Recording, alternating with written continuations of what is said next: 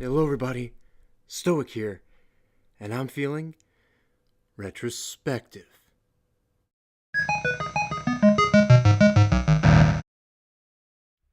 The anticipated sequel to 2010's Amnesia: The Dark Descent, Amnesia: A Machine for Pigs, was released in September of 2013 by Frictional Games. After the success of The Dark Descent, many were excited for a sequel, though some were concerned when a different team, the Chinese Room, would be in charge of the development. And when the first trailer was released, some questioned the choice of a pig monster. But, has any of this doubt been justified? Well, let's start with the gameplay. There have been a couple differences here. The first you'll note while playing is that there is no longer any inventory. That makes the puzzles in this game far simpler, since you only have to worry about something you can carry or interact with instead. Now, we all remember the fun that could be had from being able to pick up objects in the past, right? Well, that's all but gone this time around. Aside from the essential puzzle objects and, chairs, pretty much nothing can be picked up in this one. Sad times. No inventory also means no sanity meter, like in The Dark Descent. So, you can stare at pigs and other gross things to your heart's content. And while it was an interesting mechanic in the last game, it was really annoying to have to sit and wait for your vision and movement to not be so messed up. So, that's nice.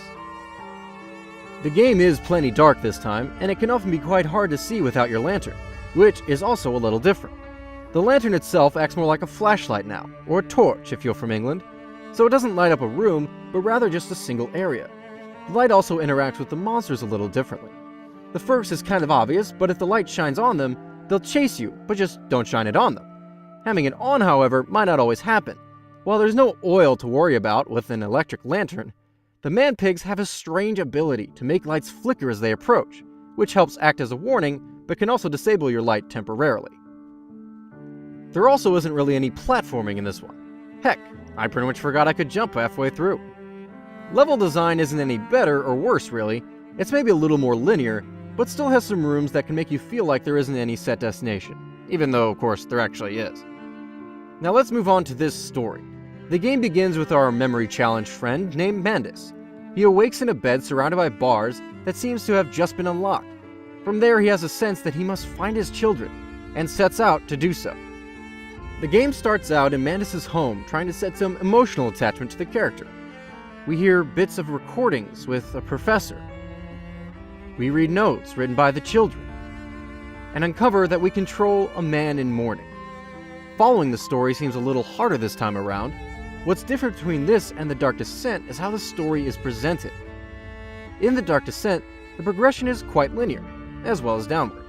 It was like retracing your steps as you regained your memories, so it was easier to follow along with what had happened. In A Machine for Pigs, it seems more like it hints at what had happened, leaving a lot more guesswork than anything. And it's not in any kind of apparent order either. The notes are sometimes a bit more convoluted and hard to follow. There are no narrated notes in this game, and there are memos that aren't always useful and occur almost too frequently.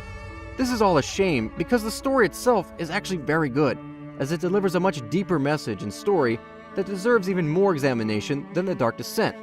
Let's look at something The Dark Descent was really good at: immersion. This was a major strong point of the previous game, and a point I think all horror games need to follow. However, A Machine for Pigs seemed to take a small step back. The environment never seemed to get into your head like The Dark Descent. Partly this is due to the music. Music is a way of drawing in a gamer. It keeps you involved. This is even more so for very subtle music that you don't even think about while you're playing. It's a part of the experience as a whole. Now, A Machine for Pigs does have music, and it's good, but the music seems to almost stand out too much.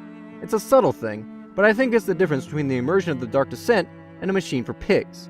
I'm of the belief that music is one of the most important parts of a great game, though the stress-heightening opera music does a good job.